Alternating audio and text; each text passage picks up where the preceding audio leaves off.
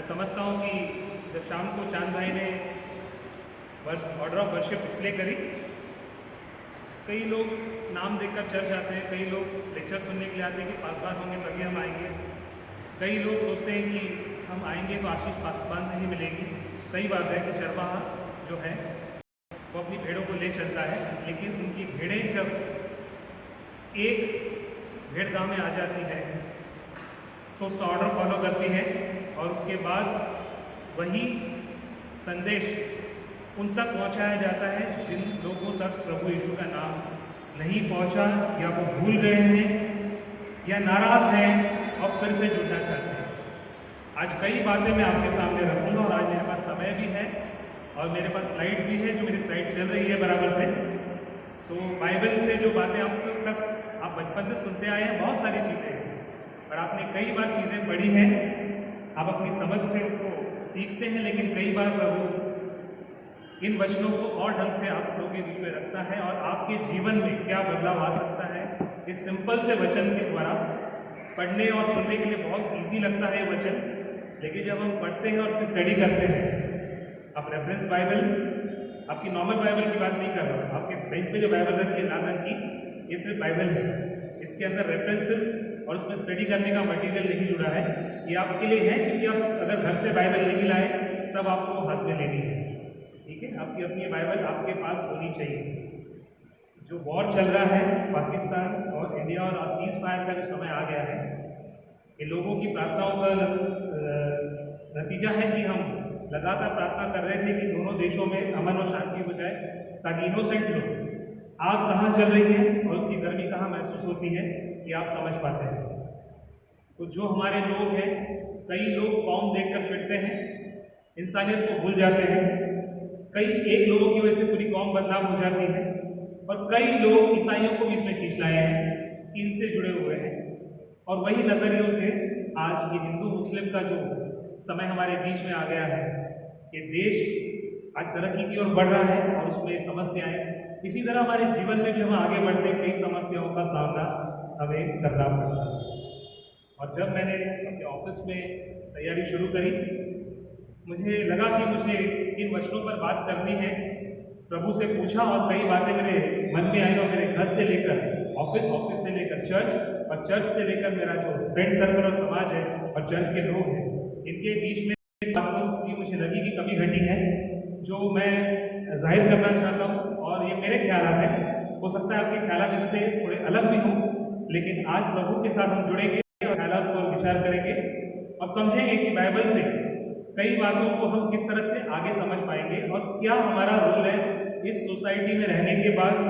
क्या हमें 60 साल की जिंदगी जो मिली है, सिर्फ हम यहाँ पर अपना पद, ओहदा, नौकरी, घर, गाड़ी, ये चर्च, इतने ही दायरे में रहेंगे, इसके बाहर भी हम जाना चाहते हैं।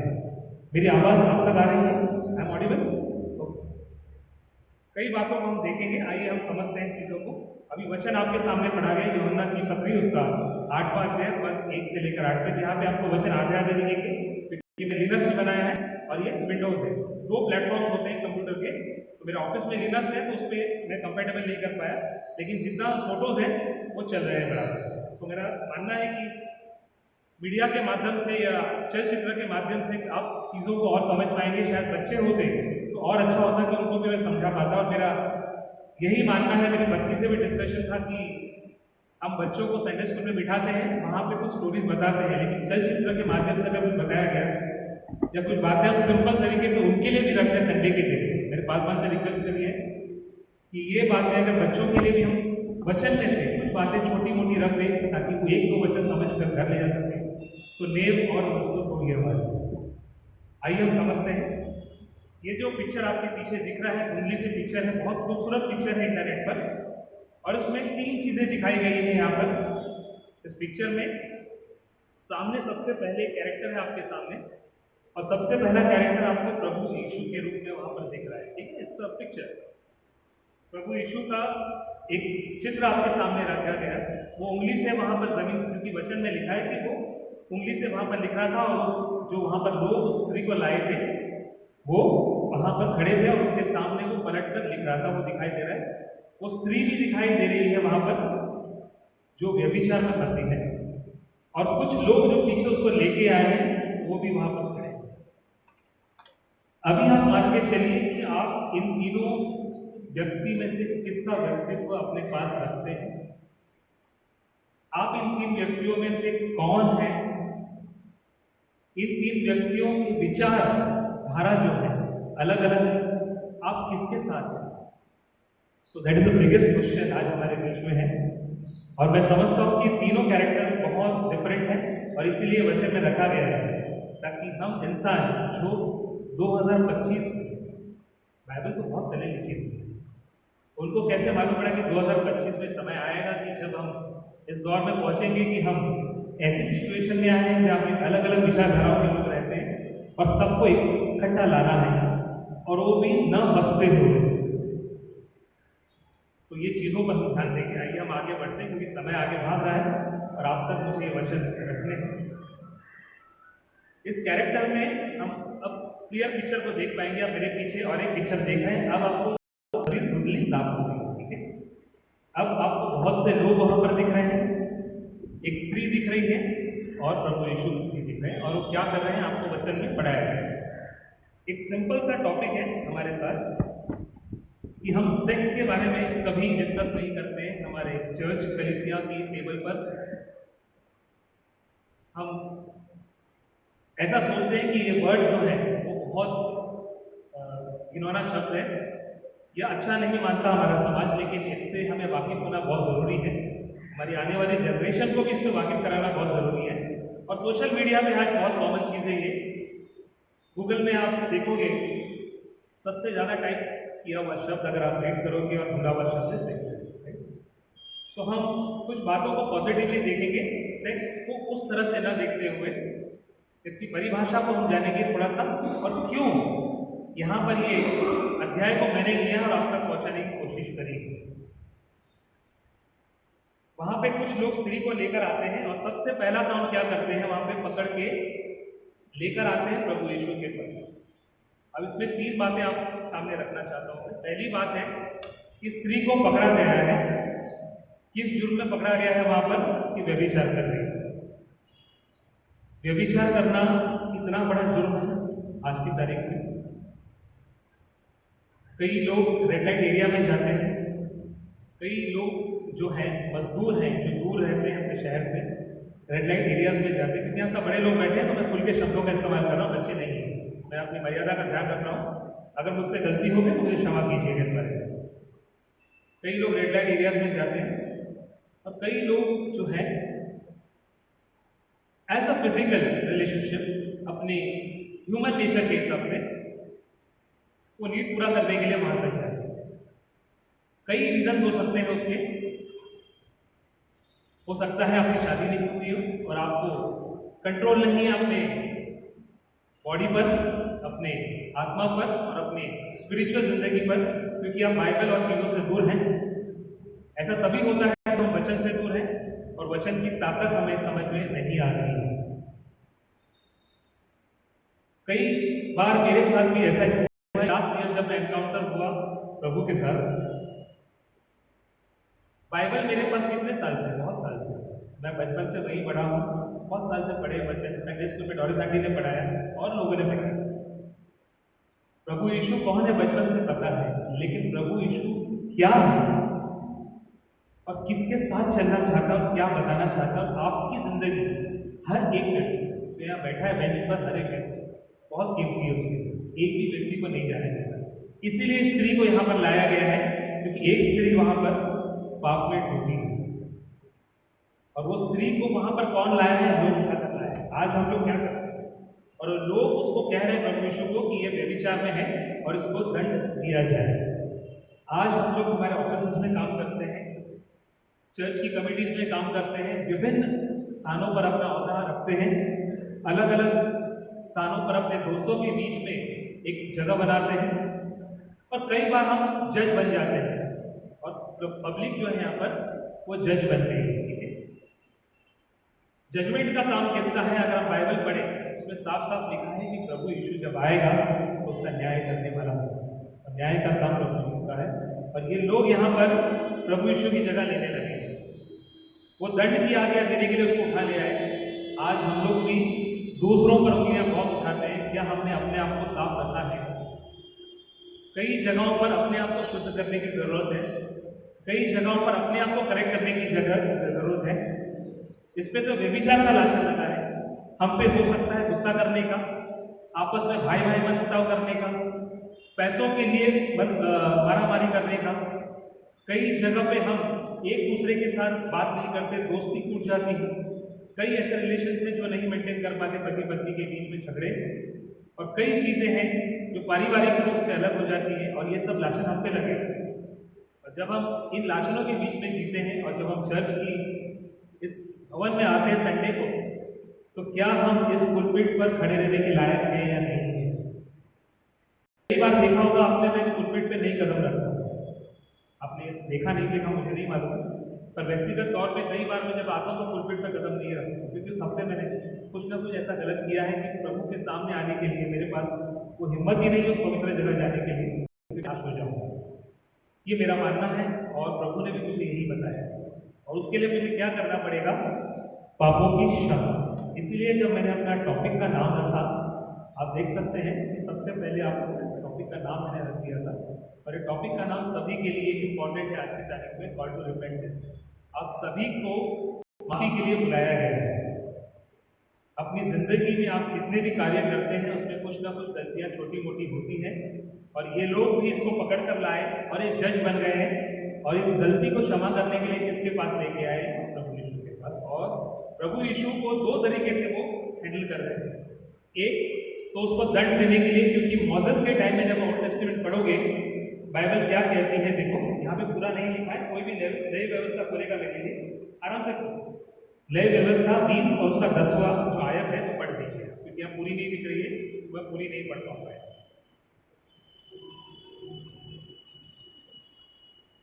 नई व्यवस्था उसका 20वां अध्याय और 10वां वचन, एक ही वचन पढ़ना है, आप कोई भी पढ़ लीजिए मेरे लिए। हाँ, yes yes, thank you sister for beautiful versus, है ना। सो वहां पे साफ साफ लिखा है, क्या लिखा है कि वो पराई स्त्री किसी के साथ व्यभिचार करे, वो किसी के साथ यानी कोई जेंट्स, वो दोनों पकड़े जाए और दोनों मार डाले जाए। अब आप इस सीन में देख रहे हो कि व्यक्ति तीन ही है, चौथा व्यक्ति कहाँ है? स्त्री ने व्यभिचार जिस व्यक्ति के साथ किया, अगर मोसेस के लॉ के हिसाब से हम देखें तो जो व्यभिचार करते थे, जो पुरुष और स्त्री, उन दोनों को पथराव करके मार डालना जरूरी है। ये मोसेस ने अपने लॉ में लिखा है, और यही लॉ का जो इंटरप्रिटेशन है वो प्रभु यीशु के पास वो लेकर आए उसे फंसाने के लिए कि प्रभु तो इस स्त्री को दंड की आज्ञा दे, और प्रभु जानता है कि मुझे फंसाने आए हैं। प्रभु ऑलरेडी उस वचन में जब आप पढ़ोगे आगे कि प्रभु की परीक्षा ली जा रही है वहां पर, कई बार हम प्रभु की परीक्षा हम भी ले लेते हैं, और ये जो पीछे खड़े हैं लोग, ये लॉ को पूरी तरह नहीं जानते, और इसी तरह हमारे समाज में और हमारे इर्द गिर्द भी लोग रहते हैं जो पूरी बाइबल नहीं जानते, पूरा प्रभु का ज्ञान नहीं जानते, और आधे ज्ञान को बांट कर हमें फिर से प्रभु से दूर करने के लिए कोशिश करते हैं। कई बार कई लेक्चर आप सुनते हैं यूट्यूब पर, कई पासवान हैं, कई ऐसे वक्ता हैं जो कई बार हमें फ्लो में ले चलते हैं, कई बार हम फ्लो में चले भी जाते हैं, लेकिन कई बार चांद साहब ने भी कहा है, करेक्शन किए हैं, मेरे को आपने बताया, थैंक यू चांद साहब कि आपने बाइबल रीड करी है, और कई कई करेक्शंस हैं जो यूट्यूब में है, बोलते हैं और बाइबल में लिखे हुए हैं, थैंक यू फॉर दैट। सो आपको भी बाइबल पढ़ने और करेक्शन करने की जरूरत है, और ऐसे लोगों से दूर रहना है जो अधूरा ज्ञान करते हैं, क्योंकि मोसेस के लॉ में लिखा है कि जो व्यक्ति या स्त्री किसी व्यक्ति के साथ पकड़ी जाए उनको मारना जरूरी है, और यही कानून है। तो यहाँ पे उस आदमी को नहीं लाए और स्त्री को लाए मारने के लिए, और ये प्रभु जान गया है कि ये लोग अधूरे नॉलेज वाले हैं और मुझे फंसाने के लिए आए हैं। तो प्रभु ने भी वहां पे क्या किया? प्रभु ने तुरंत वहां पर ठीक है, वहां पर प्रभु ने क्या किया, आप देख रहे हो फोटो में कि प्रभु मुड़ गया उनकी तरफ से, और उस मुड़ने के बाद उसने उंगली से नीचे शब्दों को कुछ लिखना चालू किया। इसका मेंशन नहीं है बाइबल में, और स्टडी में आप इंटरनेट पे देखोगे कि क्या लिखा, लेकिन ऐसा जरूर अगर बाइबल स्टडी आप करोगे तो वहां पे दिया गया है कि वो यीशु वक्त ले रहा था, प्रार्थना कर रहा था अपने पिता से कि पिता परमेश्वर मुझे इस घड़ी और इस समस्या से निकाल, ताकि उसे वक्त मिले और उसने वहाँ पर कुछ आयतें वहाँ पर लिखी हैं ताकि उस स्त्री को न्याय मिल सके। ठीक है। सो जब क्या करते हैं हिपोक्रेट्स लोग जो पीछे खड़े हैं, ये एक दूसरे को न समझकर सिर्फ दूसरों पर लाछन लगाने के लिए उसको उठा लाए, अधूरे ज्ञान के साथ उठा लाए और उसे प्रभु के सामने रख दिया ताकि प्रभु को भी फंसाया जा सके।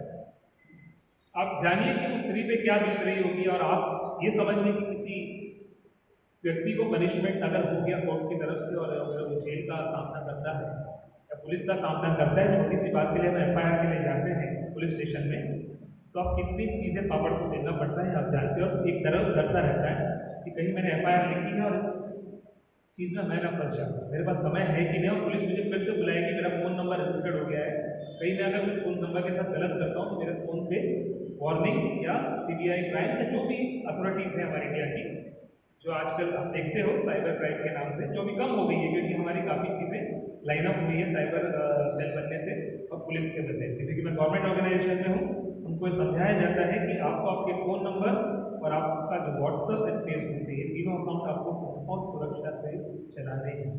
आप हो सके तो इनको बहुत सुरक्षित रखें, नंबर शेयर ना करें, और शेयर किया है तो जान लें कि किस किस से शेयर किया है। ठीक है। और ईमेल अकाउंट, ये 3-4 चीज़ें आपके लिए as a national of India, national citizen of India, आप सर बुजुर्ग लोग जो मोबाइल चलाते हैं, आप अपना मोबाइल ध्यान से रखें, ना किसी को हाथ दें। ठीक है। ये हो गई आगे बातें। तो प्रभु वहाँ पे समय रहा है प्रभु से प्रार्थना करने का अपने पिता से। आज कई बार हम किसी सिचुएशन में फंस जाते हैं, हम कितनी बार प्रार्थना करते हैं अपने पिता से कि क्षण भर के लिए हम क्षण भर के लिए भी वहाँ फंस गए, तो कई बार हम प्रार्थना करते हैं कि प्रभु मुझे इस संकट से निकाल। हम अपने दिमाग में जाते हैं, ताकि हम बहुत ज्ञानी लोग हैं, सही बात है ना, हम पीछे खड़े हुए लोगों में से एक हैं, तो कितने सारे खड़े हैं, अच्छे अच्छे चेहरे हैं वहाँ पर, स्त्री पुरुष सब है, सब ज्ञान जानते हैं, और वो उठा लाए उस स्त्री को क्योंकि वो खुद भी पापी है, लेकिन वो दूसरों में ढूंढते हैं, अपने आप का लट्ठा निकालना भूल गए हैं। ठीक है। आगे की स्लाइड में यही लिखा है, never be too quick response, यानी हम कितनी जल्दी रिस्पॉन्स करते हैं, ये हमारा अंतर विश्वास दिखा रहा है। हमें बाइबल क्या सिखाती है?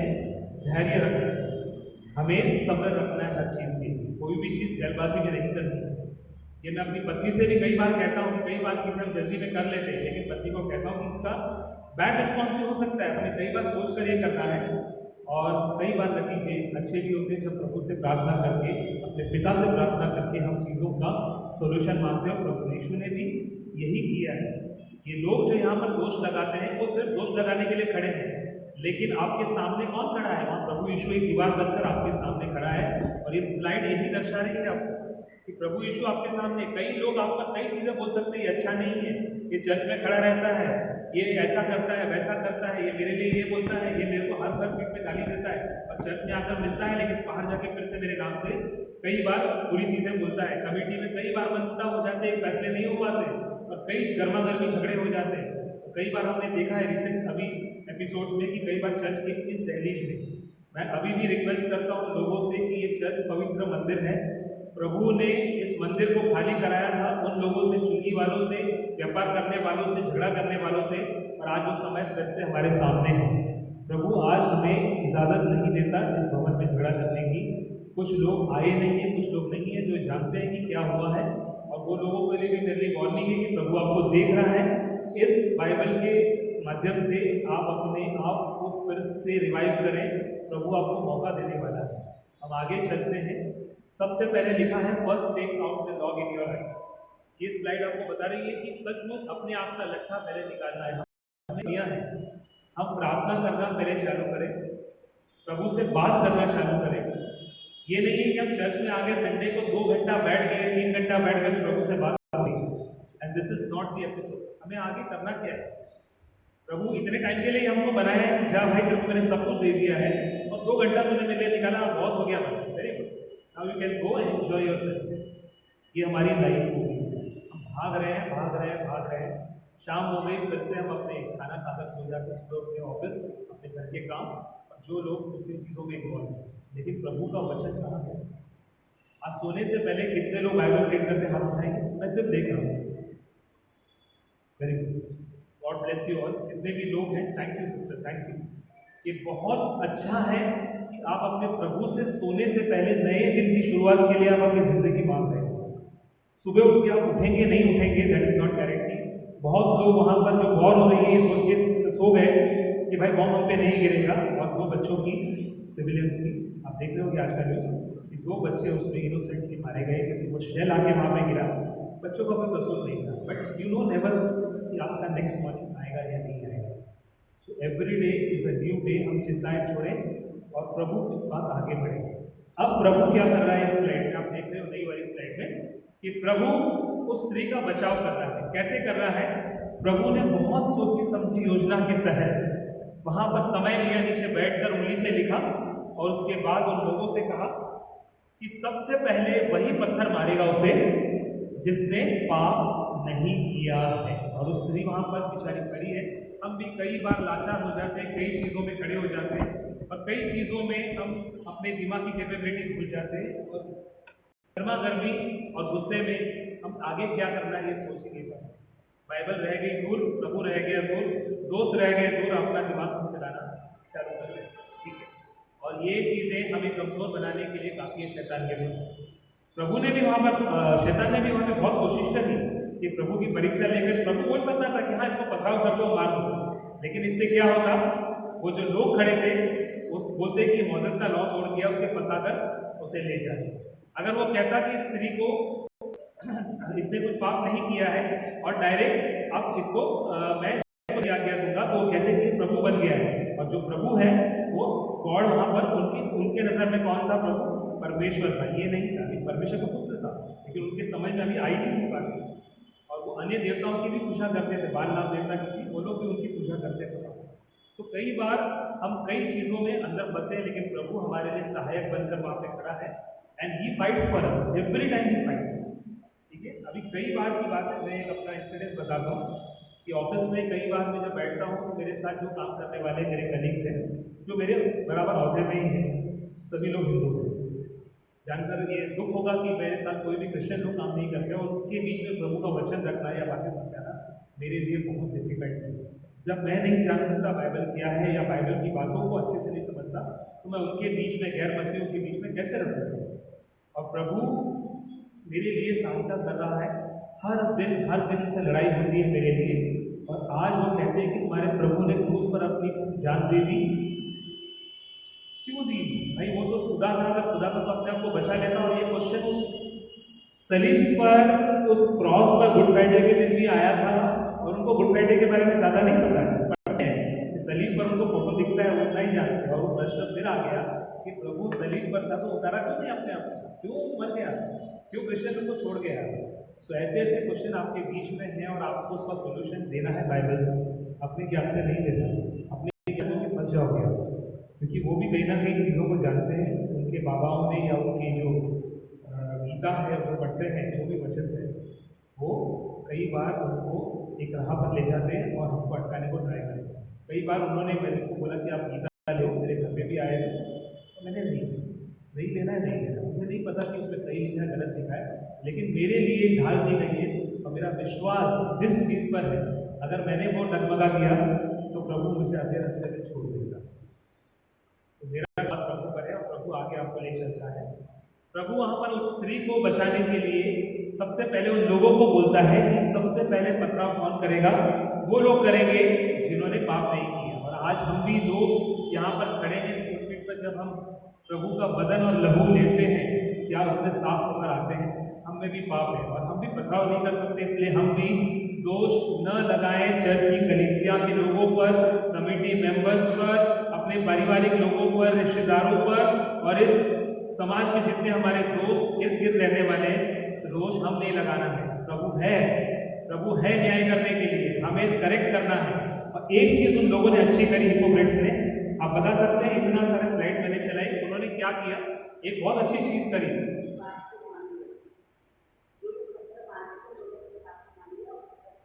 यस, एक चीज आपने बहुत करेक्ट करी, एक उसने वो किया, और सेकेंड चीज उसने उस स्त्री को राइट जगह लेकर आया। उन लोगों ने इधर उधर नहीं लेके गए न्याय करने, किसी राजा के पास नहीं गए न्याय करने के लिए, क्योंकि उनको भी पता था कि सामर्थ थी प्रभु, ये प्रभु की योजना थी, पिता परमेश्वर की योजना थी कि प्रभु की सामर्थ और प्रभु का ज्ञान और प्रभु की बातें 2025 तक और उसके आने वाले सालों तक पहुंचे। ये उस समय के समय से आज तक यही है कि हम सब पापी हैं और हम अगर किसी को पाप में देखते हैं उसको सुधारने की जगह हम उस पर अगर दोष लगाने लगे तो कभी नहीं सुधरेगा।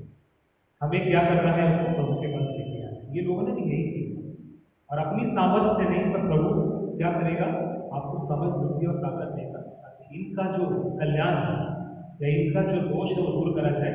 और एक ही वाक्य में प्रभु ने उसका इतना बड़ा पाप, व्यभिचार, जो सेक्स जो वर्ड बोलते हैं, it's a big crime in a society, इतना बड़ा झोला लेके चलता है सेक्स का वर्ड, उसमें बहुत सारी चीजें आ जाती हैं और एक पल में प्रभु ने क्षमा कर दिया। कितनी बड़ी ताकत है। आज हम चोरी करते हैं, ठीक है, छोटा गुनाह है। आज हम किसी को गाली देते हैं, छोटा गुनाह है। आज हम किसी को बुरा बोल देते हैं, किसी के लिए मन में बुरी योजनाएं बनाते हैं, छोटा गुनाह है। Sex is big. और यही चीज को प्रभु ने एक वाक्य में खत्म कर दिया। उसने क्या कहा, go and sin no more, keep striving for perfection. यानी सेकंड वाक्य के साथ जो जोड़ा गया है कि अपने आप को आप जब सिन नहीं करते, जब आपको आप निष्पाप बना लोगे और उसके लिए आपको लगातार आपको कोशिश करनी है कि मैं शुद्ध कैसे रहूं। आने वाली चीजें बहुत सारी आपके सामने, टेम्पटेशन, मोबाइल की वजह से टेम्पटेशन बहुत सारी आ जाती है। आज मोबाइल वर्ल्ड से आप जब जुड़ गए हो, सोशल मीडिया से जुड़ गए हो, तो आपके दिमाग में वही भरा जाता है। और आपको एक पता होगा कि बहुत सारी चीज़ें जब आप साइबर क्राइम का पढ़ते हो और गवर्नमेंट में पढ़ाया जाता है, साइबर क्राइम में बताया है कि मोबाइल में आपका एक माइक्रोफोन होता है जो गूगल सेटिंग में चालू हो जाता है। जब आप घर में बात करते हो, सब करते हो, तो गूगल अपने AI के माध्यम से आज की तारीख में वो वर्ड्स ले लेता है और उस पर ही आपको वीडियोज़ या आपकी जो थॉट्स है, जो आप सोचते हैं मन में, उसके संदर्भ में आपकी फेसबुक रील्स जो है वो चलाता है। ठीक है, तो आप ध्यान रखिएगा आपकी वाइफ को फोन सेटिंग्स आपके गूगल्स एक्टिविटीज में चालू है। सो आप AI का प्योर जब आ गया है, एक बार मैंने जब एक एपिसोड डिस्कवरी पे देखा तो उसमें एक एलियन का एपिसोड दिखाया गया था जो नासा ने पकड़ा था। आप कितने लोग विश्वास करते हैं एलियंस पे, मैं नहीं जानता, पर मेरा विश्वास है कि एलियंस है और वहाँ पर नासा उस पर जरूर काम कर रहा है। नासा क्या है मैं बता दूं कि अमेरिकन संस्था है जो एरोनॉटिक्स संस्था है और ये दूसरे ग्रह से आए हुए प्राणियों पर अपनी शोध करता है और अपने प्रोजेक्ट्स जो चांद पर भेजने हैं या अपर स्पेस में करना है वो बहुत खुफिया ढंग से करता है। और उसका एक रिटायर एम्प्लॉय ने ये पूरा इंटरव्यू किया है जिसको ब्लर करके दिखाया गया था डिस्कवरी पर, और उसने ये कहा है, उसने एलियंस से एक रिकॉर्डेड बात उसने करवाई है। एलियंस ने उस समय कहा था, ये 80s की बात है, 80s में उसको पकड़ा गया था, 1980s में देकर अब 2025 आ गया। उसने कहा था कि जब AI का माध्यम इस वर्ल्ड में आया, 80s में फोन भी नहीं था, कुछ नहीं था, उस समय AI की बात कही गई थी कि AI अगर आ गया है और AI का दौर जब आएगा वर्ल्ड में तो दुनिया बर्बाद और खत्म होने की कगार पे आ जाएगी, क्योंकि वो टेक्नोलॉजी आ जाएगी जो हमारे पास भी थी लेकिन हमने उसका उपयोग वैसे नहीं किया जो ह्यूमंस करने वाले हैं। ठीक है, तो आपको ध्यान रखना है आर्टिफिशियल इंटेलिजेंस अच्छा भी है और बुरा भी है। आने वाले समय में अपने बच्चों को आप जब सब्जेक्ट सिखाओगे, आर्टिफिशियल इंटेलिजेंस 8वीं के बाद सब्जेक्ट अब स्कूल में कंपलसरी किया गया है सारी, अपने बच्चों को आप आगे भेजिए, उसको ज्ञान प्राप्त करने दीजिए, उसमें समझने कीजिए कि अच्छा क्या है बुरा, और वो आपको घर पे आकर भी बता सकता है। तो इसलिए प्रभु ने यहाँ पर क्या किया, एक ही वर्ड में समाप्त कर दिया सारी चीजें कि जा तेरे पाप क्षमा हुए और इसके आगे पाप मत करना। और आज हम पापी लोग भी इसी श्रृंखला में हम भवन में संडे को आते हैं, हफ्ते भर में जो भी चीजें करिए या बुरी चीजें करिए, किसी के खिलाफ सोचा है, किसी का भला नहीं किया है, गरीब को देखते हुए खाना नहीं खिलाया है, किसी को तड़पता हुआ छोड़ दिया, कपड़े नहीं पहनाए, ऐसे बहुत सारी चीजें हमारे जीवन में जो सामने दिखती हैं बट वी इग्नोर इट। तो वो आज ये मौका है और प्रभु यही कह रहा है, कीप स्ट्राइविंग फॉर परफेक्शन, यानी आप परफेक्शन होने की तरफ आप अपने आप को तैयार करिए कि प्रभु आने वाला है, ये समय बहुत नजदीक है कि प्रभु के आने की तैयारी हम सब करें। कैसे करें कि स्वर्ग में जाने की तैयारी करें, ये नहीं कि धरती पे जो मजा मार लिया बस मेरी लाइफ इतनी है। बहुत हिंदू लोग मानते हैं, यहाँ पे थोड़ा कंट्रोवर्सी है कि मैं सेकंड लाइफ होती है और सेकंड लाइफ में आप कई योनियों में से होकर गुजरते हैं। मेरी बहुत बहस हुई इस बात पर और सचमुच वो अंधविश्वास में आज जी रहे हैं और उनको फिर से प्रभु की ओर लाना है, ऐसे ही लोगों को लाना है प्रभु की ओर लाने के लिए आपकी तैयारी कितनी मजबूत है कि आपको सोचना है। आज प्रभु आपको बुला रहा है रिपेंटेंस के लिए। रिपेंटेंस का मतलब हिंदी में होता है आपके पापों की क्षमा के लिए। और जब तक मैंने ये तीसरी बार आज मेरा लेक्चर है जब मैं आपको यही बात कह रहा हूँ कि आपकी प्रार्थनाएं नहीं सुनी जाती, नहीं सुनी जाने का कारण है कि आपने पापों की क्षमा नहीं मांगी है। There is a barrier between your prayers and there is a barrier between Jesus Christ, आपके बीच में वो बैरियर है। जब तक आप पापों की क्षमा नहीं मांगोगे अपने आप से और अपने आप को हम्बल नहीं करोगे, आपकी कितनी भी प्रार्थनाएं आप कर लो, आपका आंसर नहीं मिलेगा। और आंसर आपको चाहिए तो आपकी क्षमा सबसे पहले होनी चाहिए, अपने लिए भी दूसरों के लिए भी। और प्रभु ने इस स्त्री को क्षमा किया। सबसे पहला देख रहे हो किसने क्षमा किया? प्रभु ने। हम कौन है? हम और आप तो इंसान है, लेकिन प्रभु ने इतने व्यक्तियों के सामने उस व्यभिचार करने वाली, सबसे बुरा पाप करने वाली स्त्री को एक ही शब्द में क्षमा कर दी। तो आज प्रभु की ताकत कितनी हमारे लिए। आज जब हम इर्द गिर्द काम करते हैं, अपने समाज में अपने प्रभु के साथ मिलकर हम काम करते हैं, तो हमारे जीवन को हमें शुद्ध बनाने की तरफ मोड़ना है और प्रभु हमें बुला रहा है। और प्रभु क्या कह रहा है कि no matter what my past has come I can begin new. हमेशा हमें पुरानी बात जो रह गई है और जो हो गई है उसमें चिंता करने के बजाय हमें अपने आप को नई बिगनिंग की तरफ मोड़ना है। कल अगर मैं ऑफिस में किसी से झगड़ा करके या फिर ऑफिस में किसी के साथ किसी का काम नहीं करके मैं उससे नाराज हो गया, चलो मैं तुम्हारा काम नहीं, मेरा बॉस से नाराज हो गया, लेकिन कल उठ के उसका ऑफिस में मुंह देखना है, ठीक है? तो मुझे नई बिगनिंग करनी है। अगर मुझे नई बिगनिंग करनी है तो क्या मैं उसी मन से उसके सामने जाकर काम कर पाऊंगा? नहीं, मुझे उसे क्षमा करना है। बाइबल का वचन यही कहता है कि अपने दुश्मनों को आपको क्षमा करना है। जब क्षमा करोगे तो शांति, वो हम्बलनेस, वो चीज़ें आप महसूस करोगे। रात को जब प्रेयर करते हो एकांत में, मेरा ये भी मानना है कि एकांत में प्रेयर करना बहुत जरूरी है। आप दुनिया के सामने बैठ कर प्रेयर करोगे, कई बार लोग हंसते हैं, अरे क्या आंख बंद करके क्या कर रहा है, ये तो पापी है, ये तो 10 बार आप मेरी बुरी बातें करते हो और आज जाके बताते हैं। ऐसे ही बातें लोग बहुत सारी प्रॉब्लम करते हैं आपके सामने। तो आप एकांत में शाम को अपने लिए वक्त निकालिए, प्रभु के लिए वक्त निकालिए, 15 मिनट या 10 मिनट ही सही, लेकिन प्रभु से बात करिए और सी द चेंजेस। और आपकी नई बिगनिंग ऐसे ही होगी कि हमारा पास्ट हमें भूल जाना है, हम कितने भी बुरे हों। यहाँ गौरव मित्तल खड़ा है, एज सेक्रेटरी नहीं खड़ा है, एक बुरा व्यक्ति खड़ा है, लेकिन चर्च में माफ़ी मांगने के लिए संडे को आता है।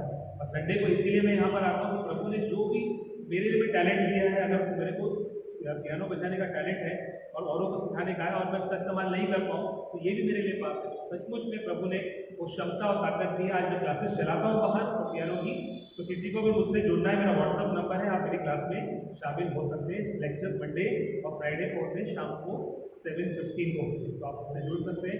पियानो जो लोग सीखना चाहते हैं या इच्छुक। प्रभु आपको क्या कह रहा है कि पुराना भूलकर आप नया करो, और वचन भी आपको यही कहेगा। ग्रंथियों 5 और 7 में लिखा है कि सो यदि कोई मसीह में है तो नई सृष्टि, पुरानी बातें सब बीत गई है। आप इस स्लाइड में देख पा रहे हैं। सचमुच में दूसरा कुरिन्थियों में जो ये वर्ड और जो लाइन्स लिखी है, ये ऐसे ही नहीं लिखी है, किसी पे जब बीती होगी उस चेले ने, जब यहाँ पे पौलुस क्या कहता है कि वहाँ पे कि सो यदि कोई मसीह में नई सृष्टि है, मसीह में है तो वो नई सृष्टि है और पुरानी बातें सब बीत गई, तो सब कुछ नया हो गया। और आज हमारे लिए ये नई चीज़ें, नया दिन, नया संडे 2025 का मई, जहाँ पे हम 8 या 10 लोग यहाँ पर चर्च में आते हैं, जो रेगुलर आते हैं, उनके लिए भी नई चीज़ें सीखने को मिली। उसके बाद जीसस क्या कहता है कि मैं तुमसे प्यार करता हूँ। और यही इस पूरे अध्याय में बताया गया है। तीनों चीज़ों पे हमने गौर किया। जल्द से हम देख लेंगे प्रभु की ताकत हमें मालूम पड़ी है, प्रभु की अथॉरिटी हमें मालूम पड़ी है पापों को क्षमा करने की, और प्रभु ने ये बताया कि जाकर एक नई शुरुआत करो, जा और फिर पाप मत करना। नई शुरुआत के लिए हमें फिर से वो पुकार रहा है। मेरा लेक्चर मैं यही खत्म करना चाहूँगा। आई होप कि आप इस लेक्चर के माध्यम से कुछ ना कुछ नई बातें जरूर सीख पाए होंगे। और उस स्त्री की तरह जब आपने वहाँ पर गए, प्रभु के सामने गए, घुटने टेके, और प्रभु ने आपके लिए समय निकालकर उंगली से कुछ लिखा, और प्रभु ने फिर से आपको क्षमा करके एक नया जीवन दिया है। मेरा मानना है कि जब आप घर जाओगे, एक नए व्यक्ति की तरफ प्रार्थना के लिए समय निकालोगे, उस स्त्री की तरह फिर से प्रभु की ओर मुड़ोगे और कहोगे, प्रभु मैं पापी हूँ, मुझे क्षमा कर और मुझे एक नया जीवन जीने का मौका दिया जाए। Thank you for everything. आप लोग ने लेक्चर सुना मेरा, और अगले संडे जब हम आएंगे इन वचनों के साथ नई शुरुआत करेंगे, और ब्रदर चांद होंगे मेरे साथ जो लेक्चर आपके बीच में रखेंगे, और सचमुच प्रभु की आशीष आप घर लेकर जाओगे, मेरा मानना है। ब्रदर चांद, आपको थैंक यू देता हूँ इस बात के लिए कि आपने गाने भी आज बहुत अच्छे चुने, और सचमुच फिर से वो आप बरसात जो गाना था वो इस अप्रोप्रिएट है इस पूरे माहौल के लिए। Thank you for that. मैं अब आगे का समय चांद भाई के हाथ में देता हूँ, क्योंकि पास्टर हमारे से 3 हफ्ता अपने घर गए हैं, तो उसके चरवाहों का काम है कि कलीसिया को आगे ले जाना है, और हमारा स्ट्रॉन्ग चरवाहा ब्रदर चांद हमारे बीच में। आइए